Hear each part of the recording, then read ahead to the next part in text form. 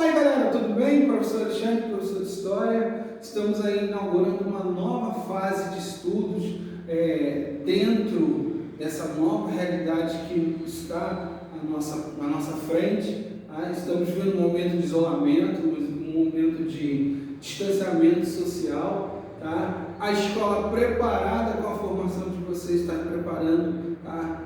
Aulas digitais, videoaulas, enfim, para estar preparando vocês, tá? Acrescentando aos estudos, tá? Sem que vocês não percam nenhum conteúdo que nós programamos para vocês, beleza? Então vamos lá. Eu preparei uma videoaula para vocês falando sobre a fase do Brasil que foi de 46 a 1964, que se chama Brasil República Populista. Por que ela tem esse nome populista? É uma fase que ela vai privilegiar, tá? As camadas mais baixas e médias, né? Os trabalhadores, operários, enfim. Tá? Um fenômeno que veio com Getúlio Vargas e vai se desenvolver com os presidentes que vão assumir esse período. Outra grande característica dessa fase é o desenvolvimento industrial, tá? Também adotado por Vargas e que vai se desenvolver também com os presidentes que assumirem essa fase.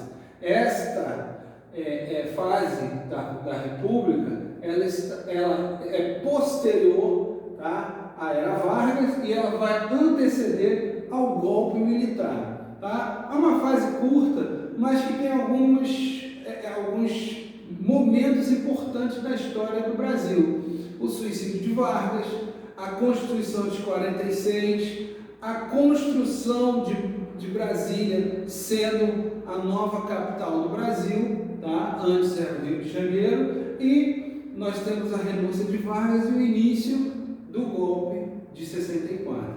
Vamos lá? Primeiro nós vamos entender as principais características dessa fase republicana, marcada pelo populismo, expliquei para vocês, impulso à industrialização brasileira, tá? Nesse período nós vamos ter a criação da Petrobras, nós vamos ter a criação da CSN, Companhia Siderúrgica Nacional, tá? Nós vamos ter várias rodovias que vão sendo criadas, uma delas a rodovia Presidente Dutra, que vai ligar Rio-São Paulo, tá?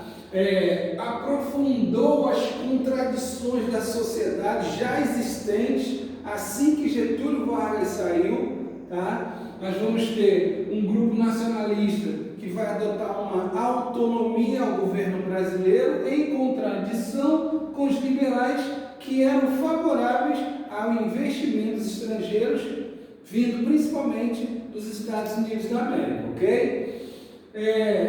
Nesse período é sempre bom lembrar que já estamos inseridos num contexto mundial muito importante, que é a Guerra Fria. O que isso tem a ver com a América Latina? Simples. Tá? A grande preocupação dos americanos é que o Brasil não se transformasse numa nova Cuba. Tá? Então a influência americana na economia foi muito forte, tá? Principalmente nos presidentes que vão anteceder ao golpe militar. Tá? Mais na frente nós vamos estudar essa fase do golpe militar na terceira fase ou na terceira série, e nós vamos ver também, tá, uma forte influência na política americana nesses contextos, inclusive que nós já vimos, tá, em sala de aula, relacionado às ditaduras que ocorreram na América Latina. O Brasil não foi exceção. Tá? Nós temos aí a bipolarização política, ideológica e econômica, o conflito Estados Unidos capitalista contra a União Soviética comunista.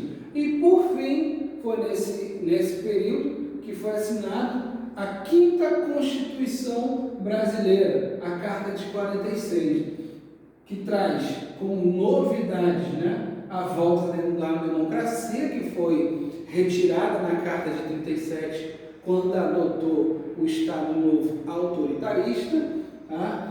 o retorno do voto universal e secreto, à exceção de cabos e soldados do exército e dos analfabetos, o retorno dos três poderes, já que a Carta de 37 varguistas tinha tirado os poderes do judiciário e do legislativo, leis trabalhistas que foram consolidadas como 13º, FGTS, são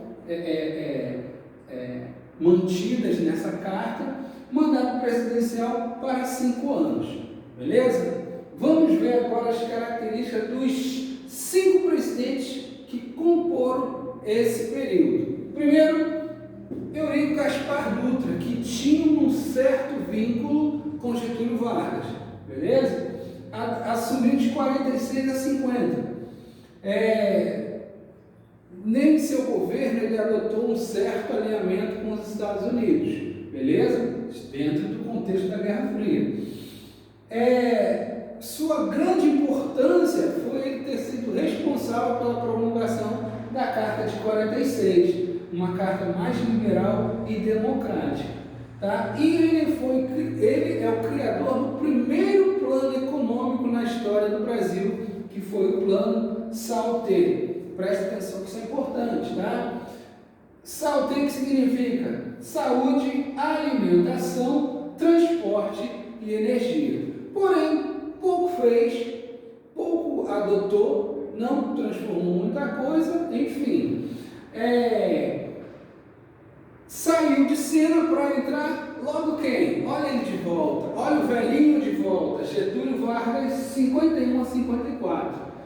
Diferentemente dos períodos anteriores de 15 anos, em que ele sempre entrava de forma indireta ou através de golpes, aqui, ele, nas eleições para 1950, ele entra de forma democrática, enfim, até que enfim o povo coloca o velho de volta ao poder, tá?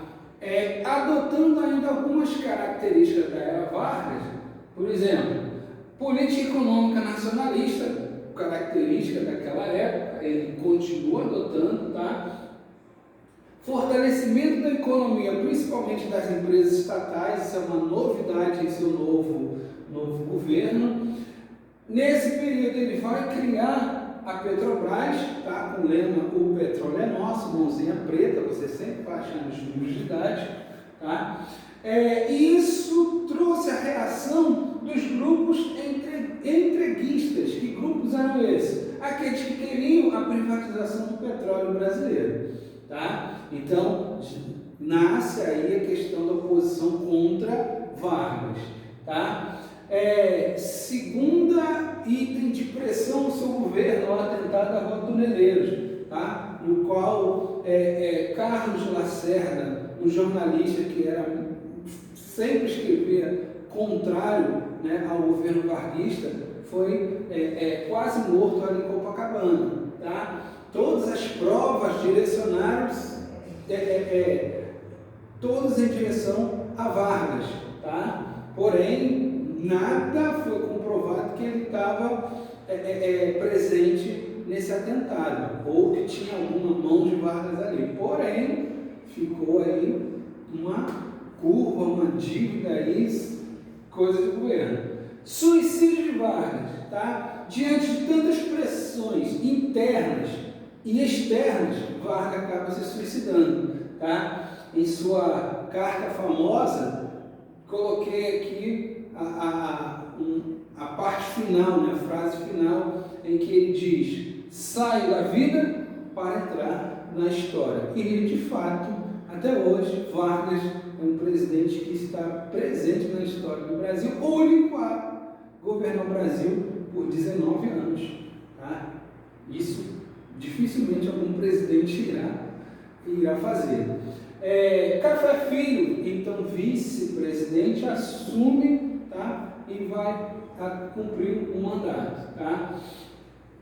Depois de Vargas, entra um outro grande nome na política brasileira. Estamos falando de Juscelino Kubitschek, também conhecido por JK, assume de 56 a 51, tá? adota uma política nacional desenvolvimentista, tá? O seu grande foco é no crescimento da indústria, principalmente a indústria automobilística, tá? É responsável, né? Responsável por investimento na industrialização, pela construção de Brasília, pelo desenvolvimento do transporte e meios de comunicação, através do seu plano econômico chamado Plano de Metas, tá? Ó, isso é batata, sempre cai em prova. Plano de Metas, 50 anos em 5, tá? Criou a Sudene e por conta da construção de Brasília, investimentos nas regiões Sudeste e Centro-Oeste, ele foi responsável pelo êxodo rural que ocorreu a partir dos anos 60 no Brasil, tá? Sempre apoiou os setores privados, porém entrou na dívida externa, sempre pedindo empréstimo ao FMI, que é um banco responsável americano por emprestar dinheiros a estados e países de terceiro mundo, tá? Quando Juscelino sai, assume então um presidente bem engraçado, né? A sua característica é sempre irônica. Nos livros didáticos estamos falando de Jânio Quadros, que foi o presidente que governou o Brasil por apenas 7 meses, tá? No ano 61. A princípio ele usava em sua campanha como símbolo uma vassoura. Mas por que isso, professor? Simples, porque ele dizia em sua campanha que ia varrer a corrupção no Brasil, né? Varrer. Defensor da moral e dos bons costumes, ele chamou a atenção dos Estados Unidos por romper relações internacionais com os americanos, tá? Em determinado momento, uma aproximação com o comunismo o chamou bastante atenção, tanto que esse cara condecorou Che Guevara, responsável pela Revolução Cubana, com a medalha do Cruzeiro do Sul, tá? Uma homenagem de muito alta, tá? Naquele período, tá? Esse rompimento com os americanos teve forte influência de João Goulart, tá? Porém, ele envia João Goulart para a China, tá?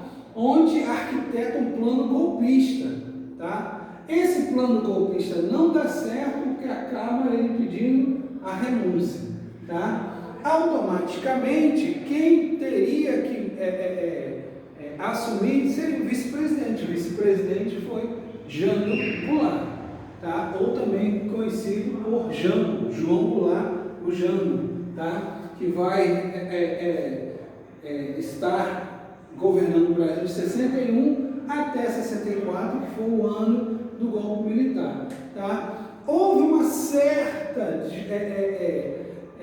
dificuldade em fazê-lo governar, porque muitos da oposição ligados, né, aos Estados Unidos não queriam ele no poder por esse estreitamento com o socialismo, tá? Muitos diziam que João Goulart era comunista, enfim, tá?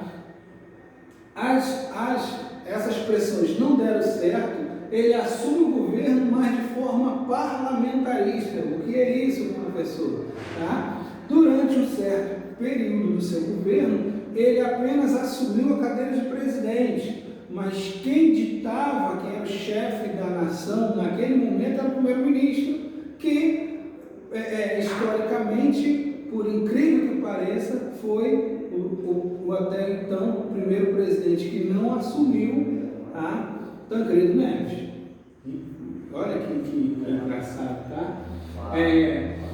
Nós temos aí também a criação do plano trienal. O que foi isso? Tá? Ele vai tentar diminuir as importações e tentar solucionar as questões da inflação que estava incomodando o Brasil naquela época.